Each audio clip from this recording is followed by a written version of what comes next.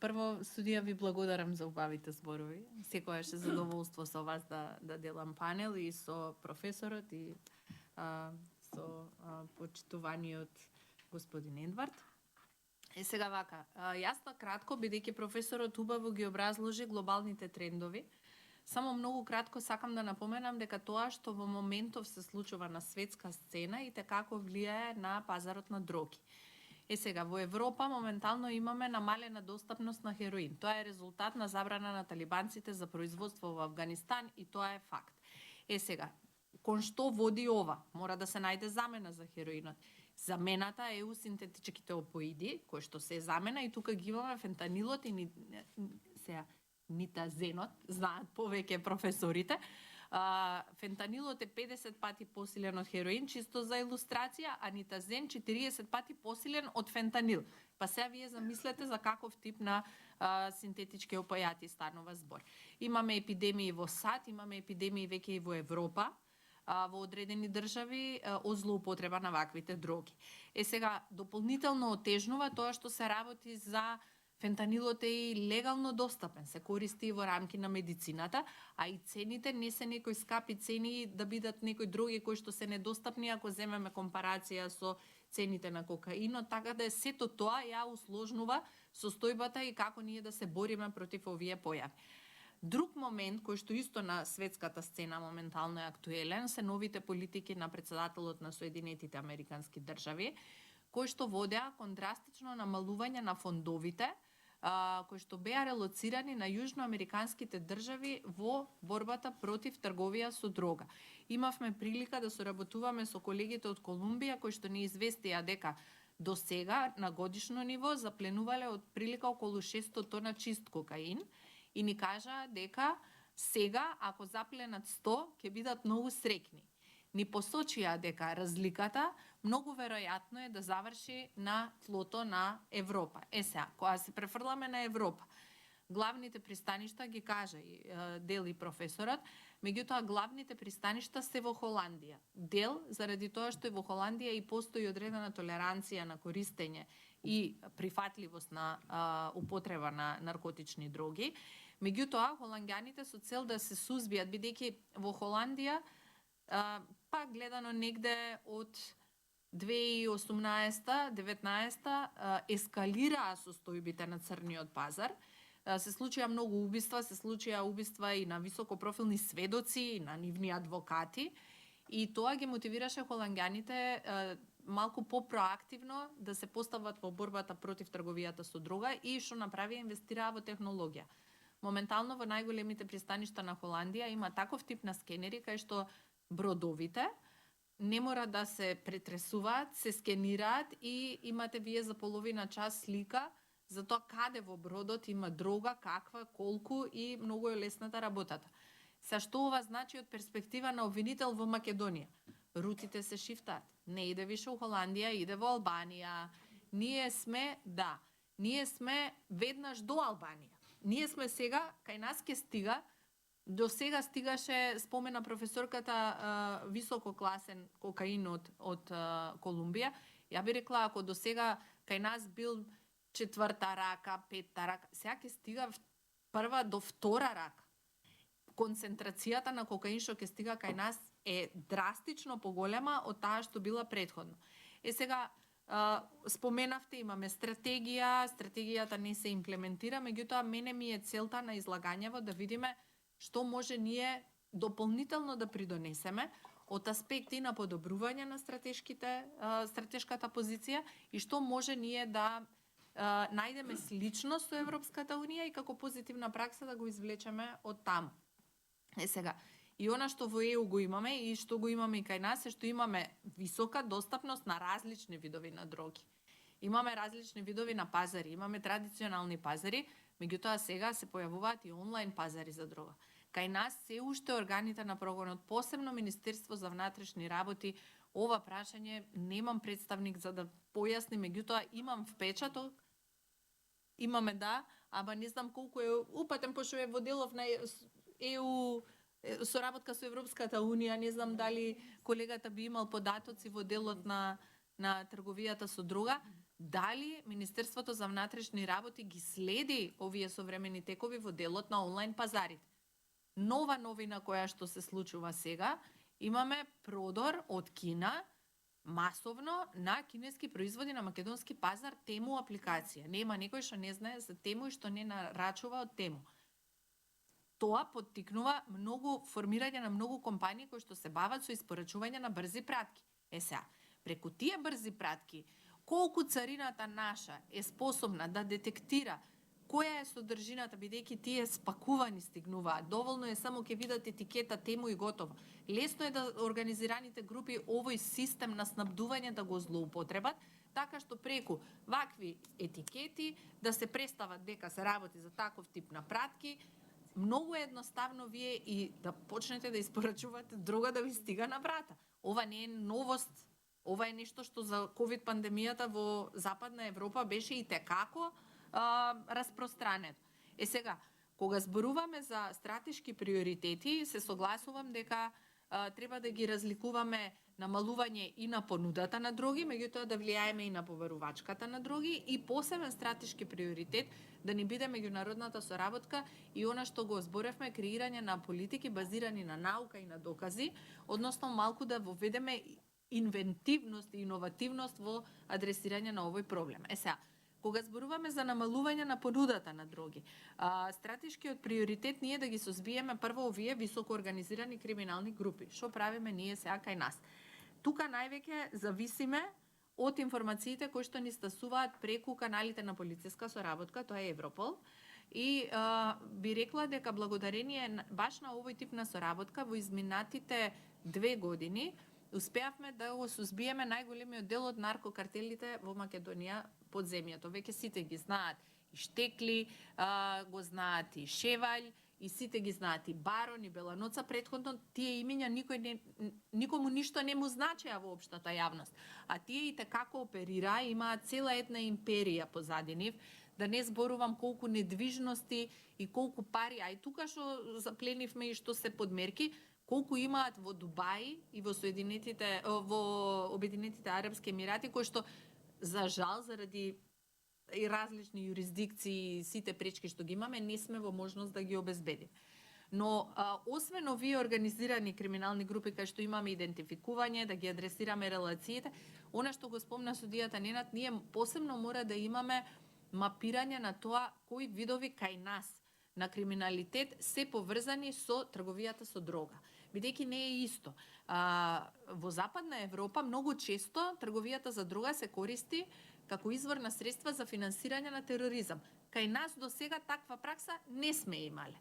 И затоа е многу важно ова што го кажа судијата. Да видиме, трговијата со дрога окей, но дали кај нас е поврзана со трговијата со мигранти, дали е кај нас поврзана тука кај нас која се случува, дали е поврзана со перење на пари, со корупција е поврзана сигурно, бидејќи веќе имаме и обвиненија за представници од Министерството за внатрешни работи кои оддавале информации на криминалните картели. Мислам и дека дел од постапките има и признато вина, така да има и правосилни пресуди. Конфискацијата судијата веќе ја спомна, мора да ја имаме и треба да зборуваме, она што сакам да го споменам, треба да се справиме ние и со влијанието на криминалот, меѓутоа не само со она влијание што го има врз општеството, живот, здравје и така натаму, него со она што се обидува криминалот да стане меинстрим. Вие имате цел еден моб лайфстайл кој се промовира на Facebook, на Instagram и никој нема проблем со тоа да изгледа скапо, да носи скапи работи, да оди во теретана, да е цел истетовиран и тоа изгледа уште он кул, им се исмејава на полицајци, дојдете, пукајте ме и он станува кул. И тоа го гледа младина од 13 до 18 години, кај што уште се обликува карактерот, кој му е и го гледа тоа дете од 13 години, татко му што иде на работа, не може да скрпат од први до први на одмор да го прати, и го гледа овој од продажба на дрога дека се понаша како крал. И тука мене ме интересира, дали може, треба да размислиме да овој тип на следење на активности и промоција на ваков тип на култура преку социјални медиуми, можеби и можеме да го подведеме под одредено криминогено поведение или пак да преземеме мерки со кои што ќе едуцираме дека тоа е само шорткат, меѓутоа не е и решение за животните проблеми, туку напротив може да биде, може да ескалира и понатака. Сега кога зборуваме за справување со ова што го кажав и логистички и дигитални канали за дистрибуција на дроги, ние мора да имаме фокус, да имаме барем представа со што се справуваме. Добро е што еве денес дознав дека и кај нас се достапни листите за тоа кои се нови психотропни супстанции ги има на пазарот. За жал, како обвинител, еве прв пат слушам за такво нешто. Значи не ни се дисеминира на нас што работиме од law enforcement странава, посебно на обвинителите, ваков тип на информации. А суштински се и ја и да знам како тоа изгледа, какви ефекти има на лицата, за да знам и да обмислам истражни техники како би го истражила тој феномен. И веќе ги спомнав поштенските и експресните услуги и сметам дека тука стварно кога би се изготвувала една стратегија, треба ние да имаме акцијски планови за тоа како да ги адресираме конкретно овие прашања. Сега кога зборуваме како повеќе да откриваме нелегална трговија со дроги, треба да ги мапирам. Кај нас немаме ние мапа кои ни се црни точки. Нити имаме мапа каде највеќе влага дрога. Дали влага на Богородица или влага ваму доле на Елбасан или влага, не знам, на некој друго место. Можда аеродромот ни е најгорлива точка, меѓутоа ние немаме вакви податоци, немаме географско мапирање. Немаме географско мапирање ниту пак на критични точки за тоа каде највеќе имаме распространетост на дроги, каде највеќе имаме обвинети или осудени лица за кривично дело 215, за 216. Немаме воопшто никакво мапирање и сето ова придонесува да ние немаме можност да изготвиме, еве ако обвинител треба да направите план да истражите и ви даваат бланко лист. Истражи ми ти дрога. Ама дај ми некаков податок за да ја направам план. Прво ќе влеземе тука, приоритетно, па ова ми е, не знам, бекап варијанта, нешто. Меѓутоа, без податоци, тоа и судијата го потенцираше, без податоци ние нема да можеме да се справиме. И што сакав друго да кажам, вака. Имаме еден аспект кој што го занемаруваме. Лабораториите. Имаше случај пред 2 или 3 години, ние успеавме да се збиеме тука кај нас синтетичка лабораторија. И голема количина на дрога беше тоа и таа дрога после преку канали проверивме каде све била дисперзирана и за да те фати малтене сме биле центар од кај што се снабдувале овие парти драгс ги викаат негде низ Западна Европа.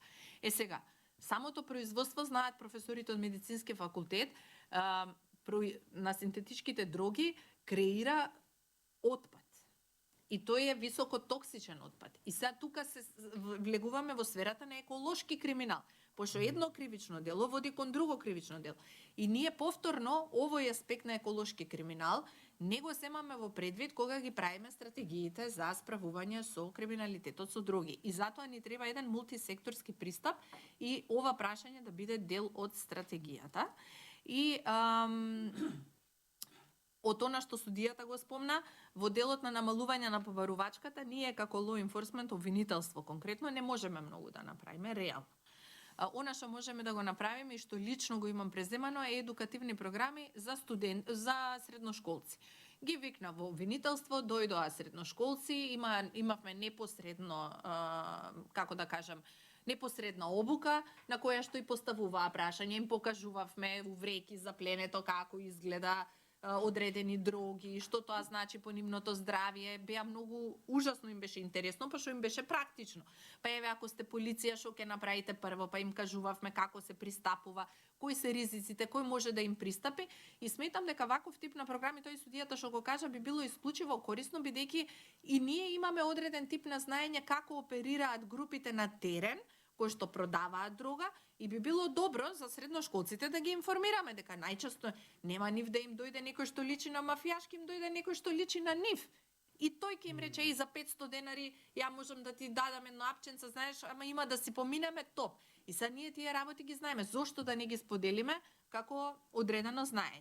И второ што сметам дека обвинителството е исклучително пасивно во делот на креирање на политики за справување со дроги и мислам дека тука можеме попроактивен пристап да имаме во смисла на носење на задолжителни упатства. Конкретно, може да вози некој под дејство на дрога? Може. Зошто ние да немаме упатство дека ако одредено лице возело под дејство на дрога, обвинителство нема да се спогодува со него и ќе инсистира на повисока казна. Сега карикирам, може не е тоа правилен пристап, ама имате вие насилни кривични дела кои што се сторени под дејство на дроги и немаме ние нити пак задолжително упатство во кои случаи како обвинители мора да бараме мерка на безбедност лекување на алкохоличари и наркомани, оставено на наша диспозиција. А во тој обем на работа, ако е се оставено на ваша диспозиција и немате насоки некој да ве води, многу често се случува не од друго него што колегите немаат можност, немаат ни време. И ќе завршам со меѓународната соработка, што посебно треба да ставиме акцент. Имаме ние одлична соработка со Европол и со Европравда, посебно кога станува збор за ова со дроги. Нас многу ни помогна соработката со Франција, каде што преку Франција ги добивме сите оние Sky ICC комуникации кои што буквално ни го мапираат цело наркоподземје кај нас и тоа беше основ да ние можеме понатака да развиеме стратегии за истраги и да имаме успешни предмети. Клучно кај меѓународна соработка е склучувањето на заеднички истражни тимови со други држави.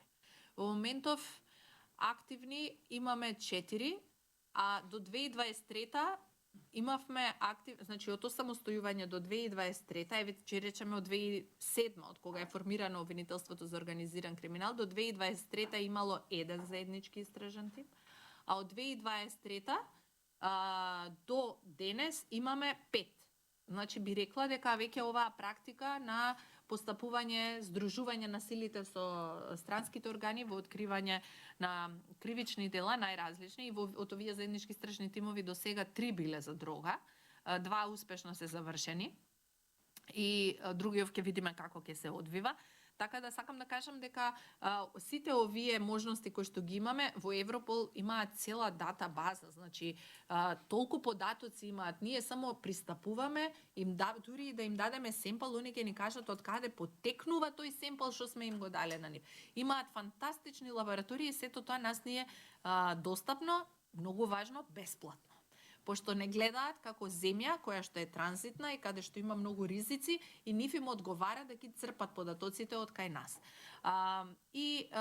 Она што го спомнавте пред се професорите е политики базирани на наука и политики базирани на докази.